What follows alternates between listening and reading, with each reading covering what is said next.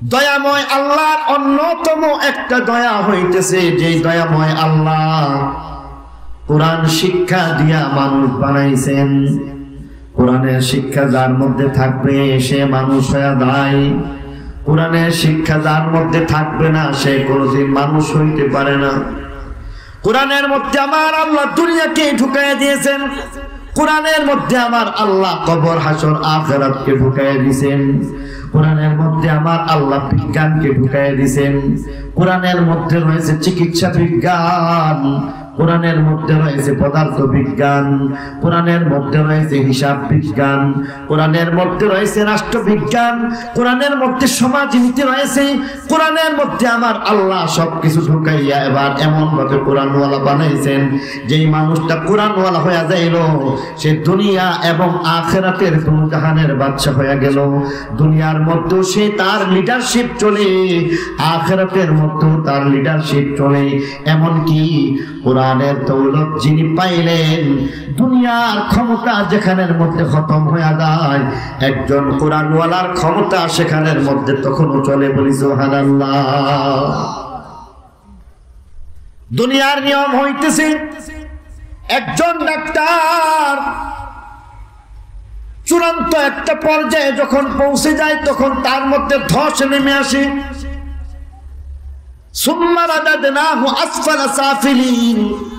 মানুষ এক সময় একেবারে যেমন ঊর্ধ্বের মধ্যে গেছে আবার নিচের মধ্যে চলে যায়।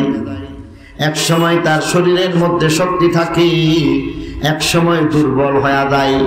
এক সময় সেই মানুষটা যে কিনা যুবক ছিল সেই মানুষটাই কোনো কোনো সময় দেখা যায় বার্ধক্যের কারণে কখনো কখনো ছোট্ট শিশুতে পরিণত হয়ে যায়।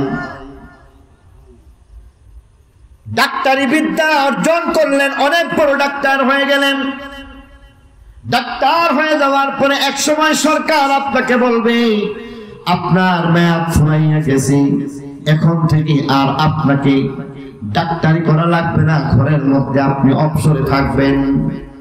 ঘরের মধ্যে অবসরে যখন চলে যায় তখন ডাক্তার সাহেবের কোনো দাম থাকে না, মন্ত্রী সাহেবের দাম থাকে না।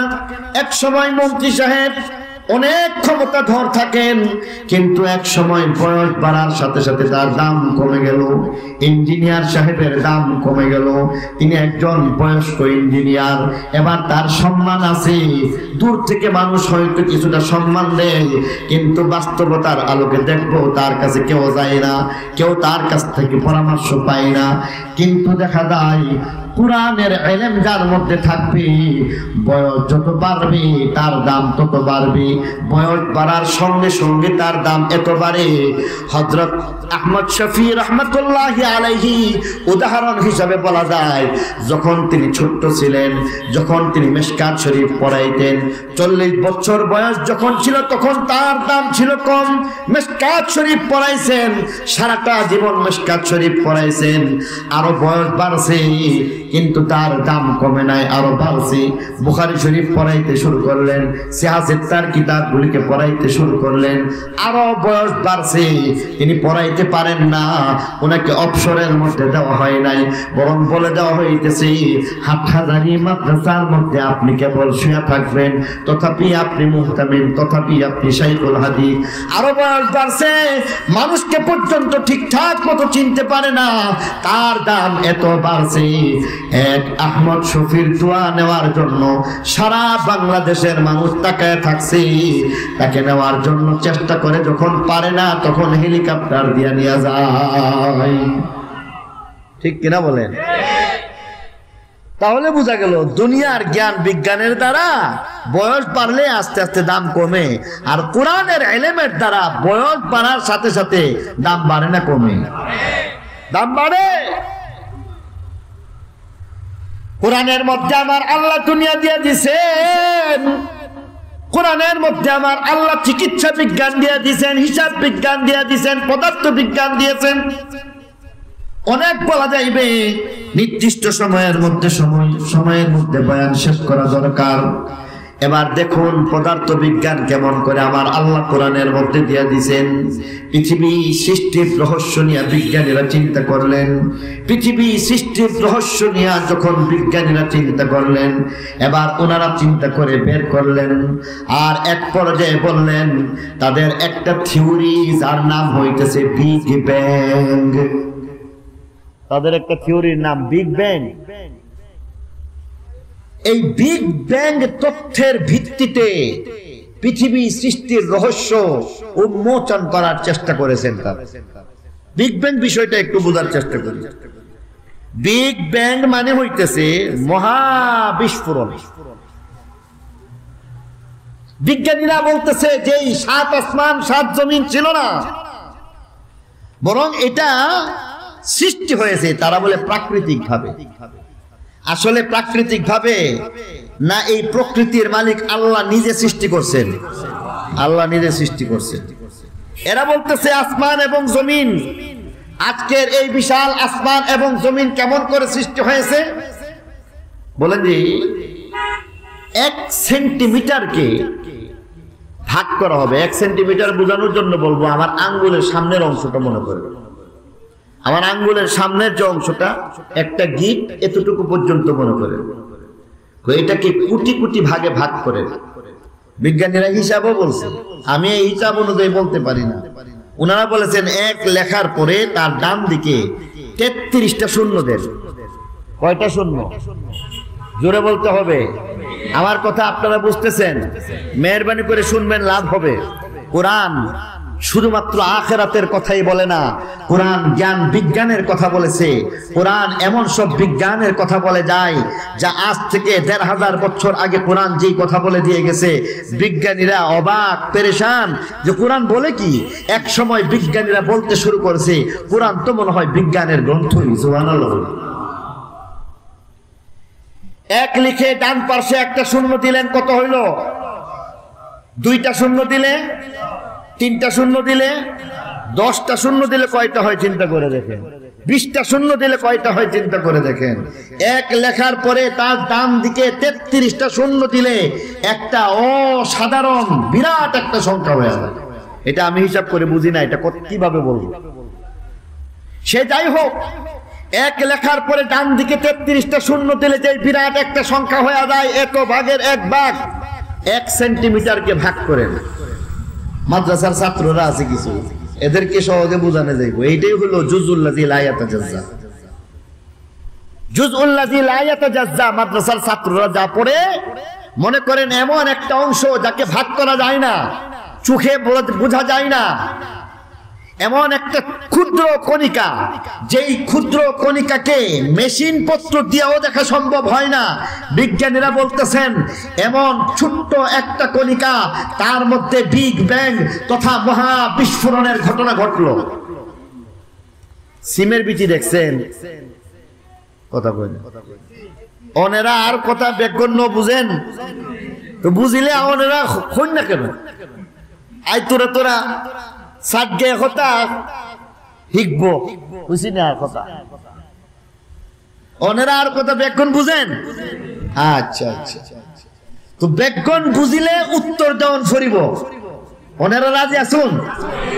আচ্ছা আচ্ছা, বলতেছিলাম সিমের বিচি দেখছেন? সিমের বিচি আপনারা কি বলেন? সিমকে সিমই বলেন। এই সিমের বিচির মধ্যে 2টা ভাগ আছে না নাই? বিজ্ঞানীরা বলতেছেন ওই আমার আঙ্গুলের মাথাটা খেয়াল করেন, 1 সেন্টিমিটার, হাজার হাজার লাখ লাখ কোটি কোটি ভাগের 1 ভাগ ছোট্ট একটা কণিকা নিবেন, নুকতাও না, জুজউল্লাযী লা ইয়াতাজাজ্জা এটাও না, একটাই তো আরো ছোট। এমন একটা কণিকার মধ্যে বলা হইতেছে মহা বিস্ফোরণ হয়েছে। একটা বিরাট বিস্ফোরণ যে হয়েছে, এই বিস্ফোরণ হওয়ার কারণে ওই যে ছোট্ট বিন্দুটা, এটার মাঝখানে ফাইটটা গেছে সিমের বিচির মতো। সুবহানাল্লাহ। বিজ্ঞানীরা বলে মাঝখানে সিমের বিচির মতো ফাঁক হয়ে গেছে, 2 ভাগ হয়ে গেছে। এই 2 ভাগ হইয়া এই যে বিরাট বিস্ফোরণ হয়েছে, এই বিস্ফোরণের কথা বলা হচ্ছে। এই বিস্ফোরণটা ওয়েল্ডিং মেশিনের যে দেখবেন আগুনের যে ফুলকি আছে তার মতো হয়েছে। আপনাদের এলাকাতে ওয়ার্কশপ আছে না? এই ওয়ার্কশপের মধ্যে দেখবেন লোহা জোড়া দেওয়ার জন্য ওয়েল্ডিং মেশিন লাগাইতেছে, লাগাইলে ফুলের মতো কিছু আগুনের টুকরা ছড়ায় পড়ে, ঠিক কিনা বলেন? এই যে দুইটা ভাগ হয়ে গেছে, দুইটা ভাগের মধ্যে হইতে অস্বাভাবিক কিছু বিষয় প্রকাশ পাইছে। দুই ভাগ না হইয়া এখানের মধ্যে অনেকগুলি আগুনের টুকরা হয়ে গেছে, ছোট ছোট ছোট ছোট টুকরা হয়ে গেছে। আর এই আগুনের টুকরাগুলি ওয়েল্ডিং মেশিনের মতো এমন ভাবে ফুলের মতো ছড়াইতে শুরু করছে। ওয়েল্ডিং মেশিনের মধ্যে যে আগুনের ফুলকিটা আছে, সেই আগুনের ফুলকিটা এটা একটু পরে গিয়া মাটিতে পড়ে যায়। কিন্তু ব্যতিক্রম হচ্ছে মহাবিস্ফোরণ তথা বিগ ব্যাং যে হয়েছে, সেখানের মধ্যে হাজার হাজার লক্ষ লক্ষ কোটি কোটি এমন ছোট্ট কণিকা, এগুলি আস্তে আস্তে আগুনের টুকরাগুলি বেলুন বা ফুটকা যেমন ভাবে ফুলে উঠে আস্তে আস্তে বড় হতে শুরু করছে। এটা হলো একটা কাজ। দ্বিতীয় নম্বরে হয়েছে কি জানেন? দ্বিতীয় নম্বরে বলা হইতেছে স্বাভাবিকভাবে যখন কোন একটা জিনিস আপনি ঢিল দিবেন, তখন যত দূরে যায় গতি কমে না বাড়ে? বুঝেন নাই? আমি একটু দেখাই দিই। মনে করেন আমার হাতে একটা জিনিস আছে, আমি বুঝতেছিলাম এটা বোঝানোর জন্য দরকার হবে। এই বাচ্চা তুমি ক্যাচ নিবা, এদেরকে তো বুঝাইতে সহজ। এই যে আমি একটা ঢিল দিলাম, বেয়াদবি মাফ করবেন। আচ্ছা, এখানের মধ্যে আমি এইভাবে যে মারলাম, সেখানে গিয়ে পড়ে গেছে কেন? সেখানে গতি বেশি এই কারণে না গতি শেষ? তাহলে আমি যে ঢিল মারলাম, এখানে যেই গতি, যত সামনে যাইবে গতি বাড়বে না কমবে? কথাটা বুঝতে পারছেন? এবার আসেন বিগ ব্যাং এর মধ্যে যে আগুনের টুকরাগুলি হইল, এগুলি আস্তে আস্তে, একে তো এগুলি ছোট্ট, এগুলি আস্তে আস্তে বড় হইতে শুরু করলো। দ্বিতীয়ত বলা হচ্ছে এই আগুনের টুকরাগুলি বড় হইতেছে, আর এখানে যেই গতি আছে, যত দূরে যাচ্ছে তত গতি বাড়ছে। ঢিল দেওয়ার পরে গতি বাড়ছে না কমছে? ওই জায়গার মধ্যে গতি বাড়ছে না কমছে? বাড়ছে। ব্যতিক্রম, কারণ স্বাভাবিকভাবে দূরে গেলে গতি কমার কথা সেখানে বাড়তেছে। আবার এটারও একটা হিসাব দিয়েছে 2010 সনে পদার্থবিজ্ঞানী, জার্মানি একজন পদার্থবিজ্ঞানী, উনি এটা গবেষণা করে নোবেল পুরস্কার পর্যন্ত পাইছে। গতিটা বলে দিয়েছেন উনি। যেমন ধরেন এখানের মধ্যে যেই গতি আছে, সামনে গেলে হয়ে গেছে 1 কিলোমিটার গতির জায়গায় 2 কিলোমিটার হয়ে গেছে। আরো সামনে গেলে 4 কিলোমিটার গতি হয়েছে। আরো সামনে গেলে 8 কিলোমিটার গতি বাড়লো। আরো সামনে গেলে 16 কিলোমিটার, আরো সামনে গেলে 32 কিলোমিটার, আরো সামনে গেলে 64 কিলোমিটার গতি। এমন করে ডাবল ডাবল করে গতি বাড়তেছে। একদিক থেকে ব্যতিক্রম, যত দূরে যায় তত গতি বাড়ে। দ্বিতীয় নম্বরের ব্যতিক্রম অবস্থা হচ্ছে যত দূরে যাচ্ছে তত আস্তে আস্তে বড় হইতেছে। তাহলে ওই যে ছোট্ট আগুনের টুকরা ছিল, এর মধ্যে অস্বাভাবিক কয়টা কাজ পাইলাম? দুইটা। একটা হইলো গতি বাড়ে, আর একটা হইলো বড় হইতেছে। এবার বলতেছে এমন করে করে ছোট্ট যে আগুনের টুকরাগুলি ছিল, এগুলি আস্তে আস্তে বড় হইতে হইতে কখনো মহাশূন্যের মধ্যে ছড়ায় গেছে। মহাশূন্যের মধ্যে ছড়ায় গেছে, শুধু তাই নয়, এখনো পর্যন্ত সেই গতি বাড়তে বাড়তে বংশ বিস্তারের মতো গ্রহ, তারা, নক্ষত্র, গ্যালাক্সি গুচ্ছ এমন করে করে সূর্য সূর্যের জায়গায় চলে গেছে, চন্দ্র চন্দ্রের জায়গায় চলে গেছে, তারকা তারকার জায়গায় চলে গেছে, আসমান আসমানের জায়গায় চলে গেছে, জমিন জমিনের জায়গায় চলে গেছে।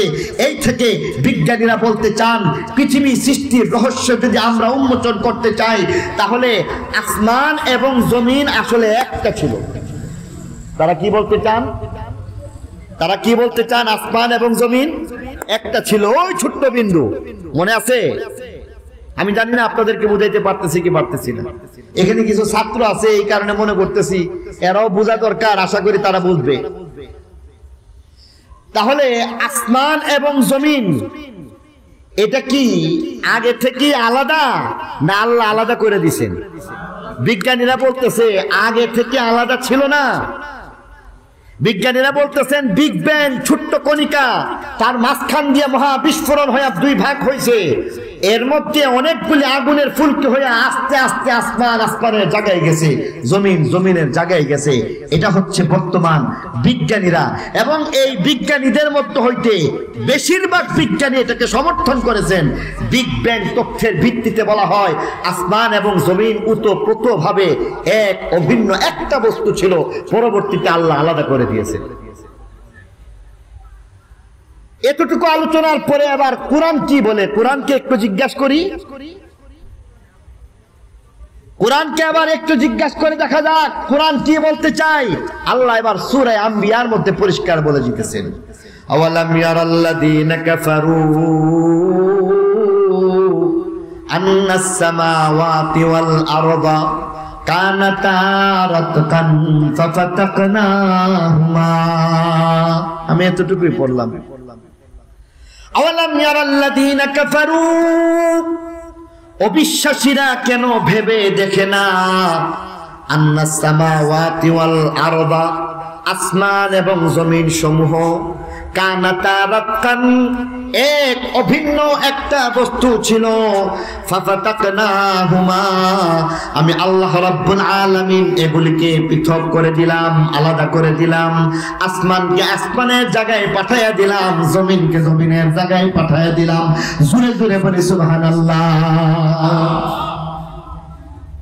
১৫০০ বছর পর্যন্ত বিজ্ঞানীরা কোনো কথা বলতে পারে নাই। ১৫০০ বছর পর্যন্ত বিজ্ঞানীরা কখনো বলেছে আসমান বলতে কিছু নাই। ১৫০০ বছর পর্যন্ত কখনো কখনো বলেছে আসমান আসলে আছে, আমরা বুঝি না। কখনো কখনো তারা বলেছে আসমান আর জমিনের ব্যবধান করা যাইবে না। কখনো তারা বলেছে সূর্য ঘুরে, কখনো তারা বলেছে চন্দ্র ঘুরে, কখনো তারা বলেছে পৃথিবী ঘুরে, কখনো তারা বলে পৃথিবী আসলে ঘুরে না। একবার এক এক ধরনের যুক্তি তর্ক নিয়ে হাজির হয়েছে। বোঝা গেল তাদের কোনো কথাই ঠিক না। শেষমেশ ১৫০০ বছর পরে যেই কথা বলল কোরআন, ১৫০০ বছর আগেই সেই সত্য কথাটা বলে দিতে, ঠিক কিনা? আওয়ালাম ইয়ারাল্লাযীনা কাফারু আন্নাস সামাওয়াতি ওয়াল আরদা কানাতা রাতকান ফাফাতাকনাহুমা। আমার আল্লাহ বলেন আসমান জমিনকে আমি কিন্তু আলাদা করে দিলাম। বিজ্ঞানী তোমরা তোমাদের বিগ ব্যাং আজকে আবিষ্কার করেছো, কোরআন কিন্তু সেই কথা অনেক আগেই বলে দিয়ে গেছি। কোরআনের মধ্যে এমন আরো অনেক ধরনের পদার্থ বিজ্ঞানের কথা পাওয়া যায়। আরেকটা কথা কইলাই, ২-৪টা করে বলবো। কোরআন এবার বলতেছে, বিজ্ঞানী আগে শুনেন বিজ্ঞানী কি বলতেছে। বিজ্ঞানীরা বলতেছে ৬টা পিরিয়ডের মাধ্যমে আসমান এবং জমিনকে সৃষ্টি করা হয়েছে। আমরা বলি ঠিক কথা বলেছো, সেই কথাটা আজকে থেকে ১৫০০ বছর আগে কোরআন বলে দিয়ে গেছে।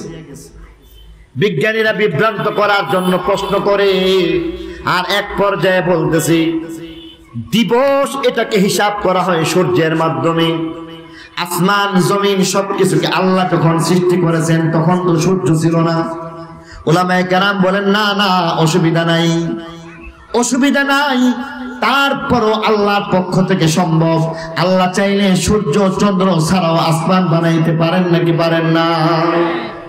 এবার বিজ্ঞানীরা আল্লাহর সেই কথাটাকে মানছে। এবার তারা বলতে শুরু করতেছে, শুনো ৬টা পিরিয়ডের মাধ্যমে এমন ভাবে সৃষ্টি করা হয়েছে।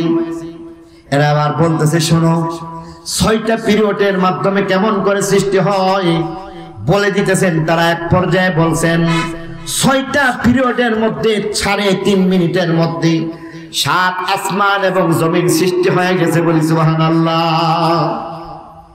বলে মাত্র ৩.৫ মিনিটের মধ্যে ৬ ভাগে ৬টা পিরিয়ডে ৭ আসমান ৭ জমিন হয়ে গেছে। আমরা বলি ঠিক আছে, অসুবিধা নাই, এই কথা কোরআন থেকে নিয়ে যাও। কোরআন বলতেছে এই আসমান এবং জমিনকে ৬ দিবসে সৃষ্টি করা হয়েছে, ঠিক কিনা বলে? এখন এরা আমাদেরকে প্রশ্ন করে ৬ দিনে সৃষ্টি করবে কেমনে? দিবস তো সূর্যে দিয়া বোঝা যায়। আচ্ছা বলুন তো দেখি, সূর্যের উদয় না হইলে দিন বোঝা যাইব? আরো দূরে কোন? সূর্যের উদয় না হইলে রাত বোঝা যায়? এবার বলতেছে এই শুনো, তোমরা যে কইতেছো আল্লাহ তাআলা 6 দিনে আসমান জমিনকে আল্লাহ বানাইছেন, আল্লাহ আসমান জমিনকে 6 দিনে কেমনে বানাইছেন? তখন তো সূর্য ছিলই না। আমরা বলি হ্যাঁ ঠিকই কথা বলছো, অসুবিধা নেই, অসুবিধা নাই। আসো কেমন করে 6 দিবসের মধ্যে আল্লাহ সৃষ্টি করেছেন। মাদ্রাসার ছাত্ররা খেয়াল করে শুনবেন, অনুরোধ রইল। ইয়াউমুন একটা শব্দ, ইয়াউমুন শব্দের অর্থ এটা বুঝলে আর কোনো সমস্যা থাকে না। আমার আব্বাজি মুফতি আজম মুফতি নুরুল্লাহ রাহমাতুল্লাহি আলাইহি উনি একবার আমাকে বলেছিলেন যে বেটা ভালো করে পড়ো, কিতাব বুঝে তাহকিক করে পড়ো, কোনো বাতিলের সামনে মাথা নত করতে হবে না। ইয়াউমুন শব্দের অর্থ যদি কেউ জানে, তার তাহকিক যদি কেউ জানে, তাহলে দেখা যাবে তাদের এই প্রশ্নের দাঁত ভাঙ্গা জবাব হয়ে যাচ্ছে। মাদ্রাসার ছাত্ররা জানে ইয়াউমুন একটা শব্দের অর্থ হইছে দিন রাত কা মাজমুআ, বাকুরাতুল আদবের মধ্যে আছে। ইয়াউমুনের একটা অর্থ হইতেছে সূর্যের উদয় থেকে নিয়ে অস্ত পর্যন্ত। ইয়াউমুনের একটা অর্থ হইতেছে দিবসের কিছু একটা অংশ। ইয়াউমুনের একটা অর্থ হইতেছে 1000 বছর। ইয়াউমুনের একটা অর্থ হইতেছে 50,000 বছর। ইয়াউমুনের একটা অর্থ হইতেছে মুহূর্তকাল। সুবহানাল্লাহ বলেন। ইয়াউমুন দিন রাত কা মজমুআ, 24 ঘন্টায় এক দিন। কিতাবের মধ্যে আছে না নাই? ছাত্ররা বলো না কেন, আছে না নাই? ইয়াউমুন একটা অর্থ একদিন, অর্থাৎ সূর্যের উদয় থেকে নিয়ে অস্ত পর্যন্ত একদিন। এটা আমরা মোটামুটি সহজভাবে বুঝি। ইয়াউমুন মানে দিন, দিন মানে কি? সূর্য উদয় থেকে নিয়ে অস্ত পর্যন্ত। ইয়াউমিনের আরেকটা অর্থ হইতেছে আলফা সানাতিম মিম্মা তাউদ্দুন। কোরআন শরীফের মধ্যে বলা হয়েছে ফি ইয়াউমিন কানা মিকদারু আলফা সানাতিম মিম্মা তাউদ্দুন, যেখানে মধ্যে কোরআনের মধ্যে ইয়াউমুনকে বলেছে এমন একটা দিবস যেই দিবসটা তোমাদের হিসাবের বিবেচনায় 1000 বছর। তাহলে ইয়াউমুনের একটা অর্থ 1000 বছর হয়।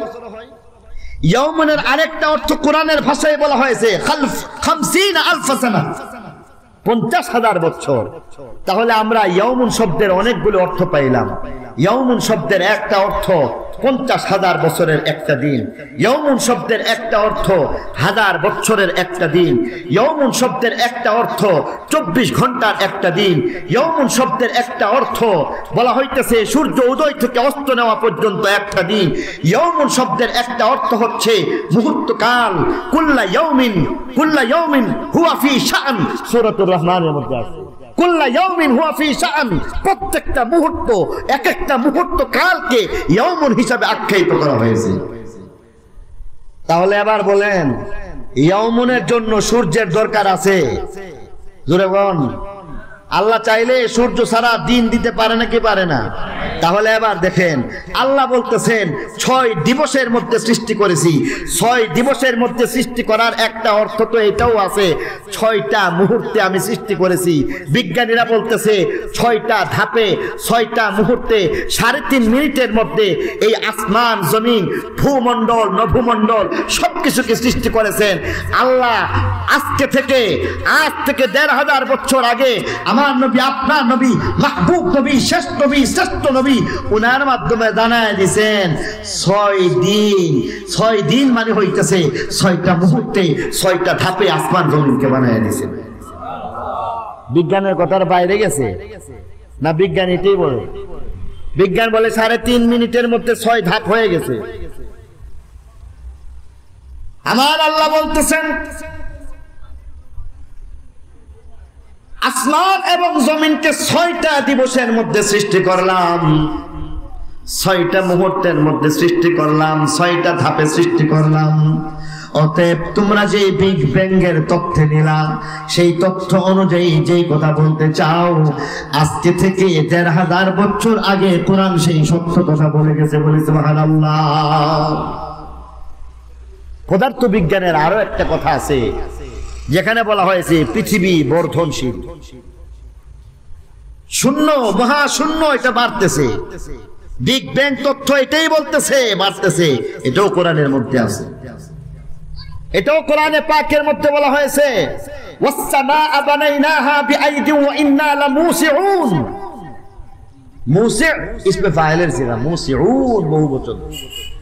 ওয়াস-সামাআ বানাইনাহা বিআইদিন ওয়া ইন্না লামুসিউন।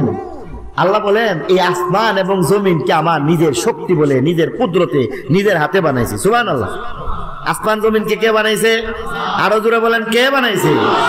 আর সাথে সাথে বলতেছেন ওয়া ইন্না লামুসিউন, আর আমি এটাকে প্রশস্তকারী, আমি এটাকে বর্ধনশীলকারী, আমি এটাকে বাড়ায় দিতেছি। ওই এবার প্রথম কথায় চলে আসুন।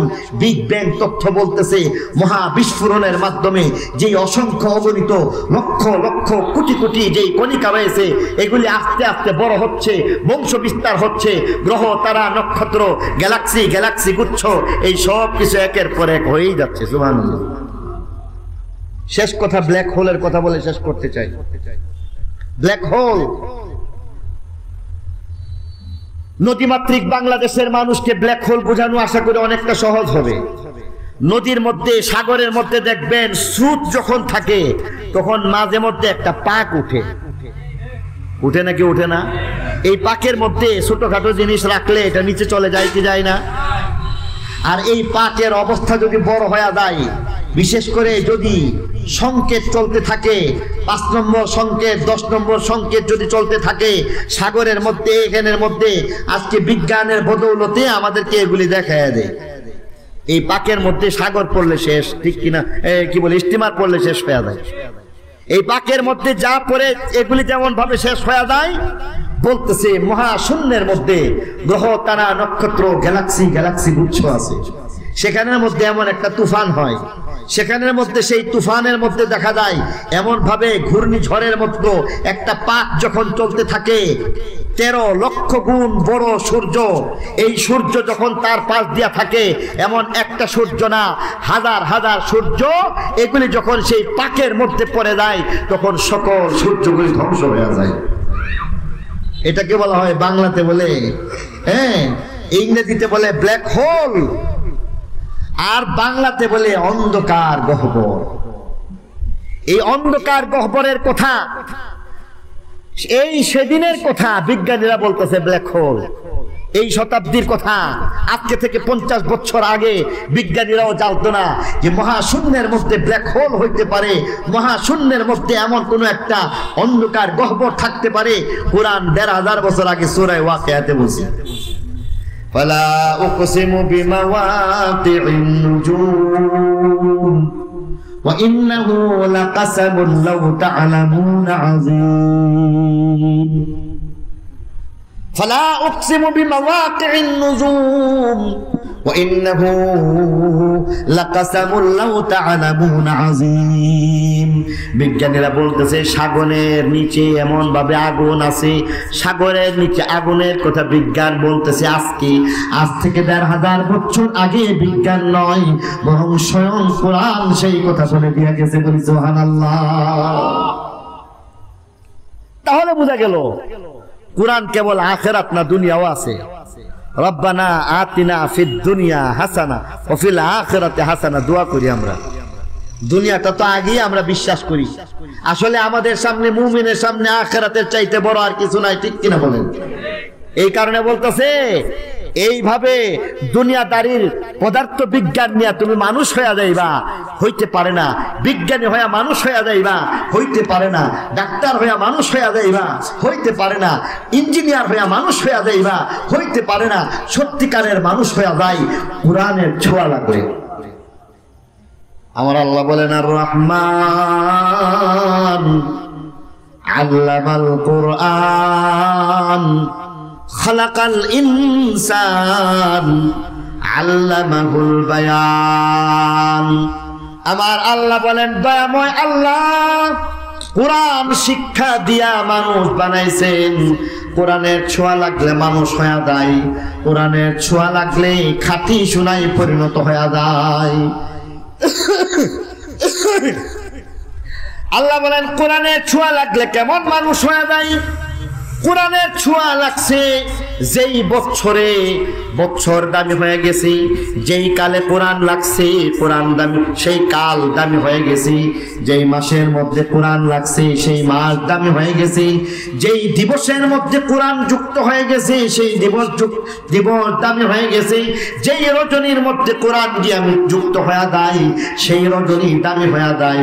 যেই সিনার মধ্যে কোরআন লাগছে আল্লাহ নবীর ব্যাপারে বলতেছেন আল্লাহ নবী দামি হয়ে গেছে, আল্লাহ নবী হয়ে গেছেন কোরআনওয়ালা। কোরআনের ছোঁয়া যখন আল্লাহ নবীর সাহাবীরা পাইছেন, উম্মত যখন পাইছে তখন তারাও দামি হয়ে যায়। কোরআনের ছোঁয়া পাইছে একজন রাখাল, যেই রাখালের নাম আবু বকর।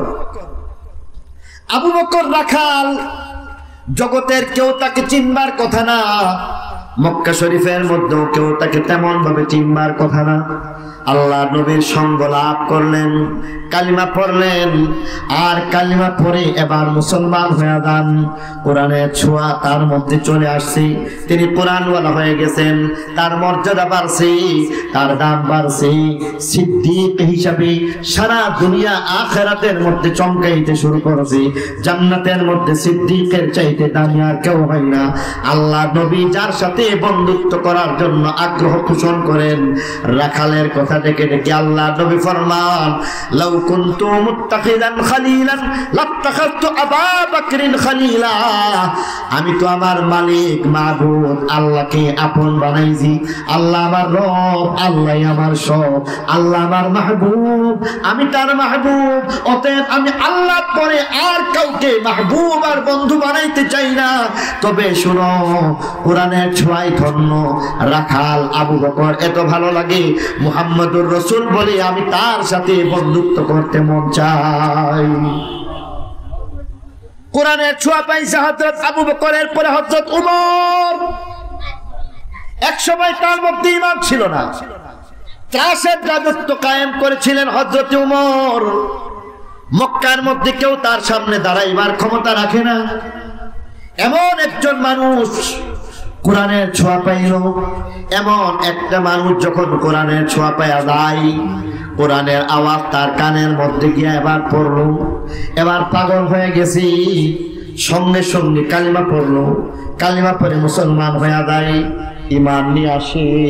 ঈমান যখন নিয়ে আসলো, ঈমান আনার পরে এবার তার অবস্থাটা এমন হয়ে গেছে, আল্লাহর কথা তার কথা হয়ে যায়, তার কথা আল্লাহর কথা হয়ে যায়। আল্লাহর কাছে হযরত উমরের কথা এত মজা লাগে, হযরত উমর বলেন, ইয়া রাসূলুল্লাহ, ইয়া হাবিবাল্লাহ, মন চাই মহিলাদের জন্য পর্দার একটা বিধান করা দরকার। আল্লাহর পক্ষ থেকে এবার জিবরাইল আমিন হাজির হয়ে গেছে। জিবরাইল আমিন হাজির হয়ে বলতেছেন, ইয়া রাসূলুল্লাহ, উমরের কথাটা কি আরশের মালিক রেকর্ড করলেন, আর কোরআনের আয়াত বানাইয়া পর্দা বিধান পাঠাইয়া দিলেন, ওয়াকারনা ফি বুয়ুতিকুন্না ওয়ালা তাবাররাজনা তাবাররুজাল জাহিলিয়াতিল উলা। মুনাফিক সরদার মারা যায়, মুনাফিক সরদারের ছেলে সাহাবী, তিনি আবার বলতেছেন, বাবার জানাজাটা পড়ায় দিতে হইবে। বাবার জানাজা পড়াইবার জন্য আল্লাহ নবী রেডি হয়ে যান। আল্লাহ নবী আবার যখন রেডি হয়ে যান, প্রস্তুত হয়ে যান, আল্লাহ নবী প্রস্তুত হয়ে যাওয়ার পরে এবার লক্ষ্য করার বিষয়, হযরত উমর সামনে গিয়ে হাজির হয়ে যান আর বলেন, না না, আল্লাহর দুশমন, নবীর দুশমন, মুনাফিকের সরদারের জানাজার নামাজ আপনি পড়াইবেন না। আল্লাহ নবী আবার তার জানাজার নামাজ পড়ায় দিলেন, দাফন কাফন শেষ করলেন। দাফনের পরে এবার কবরের পাশে দাঁড়াইয়া এবার হাত উঁচু করে দোয়া করেন। হযরত উমর সেখানের মধ্যে বাধা হয়ে দাঁড়ান আর বললেন, ইয়া রাসূলুল্লাহ, ইয়া হাবিবাল্লাহ, আমার মন বলতেছে এটা আল্লাহর কাছেও ভালো লাগবে না, পছন্দ হইবে না। আল্লাহর নবী তার কথা শুনলেন না, ভ্রুক্ষেপ করলেন না, বাড়ির দিকে রওনা হয়ে গেলেন।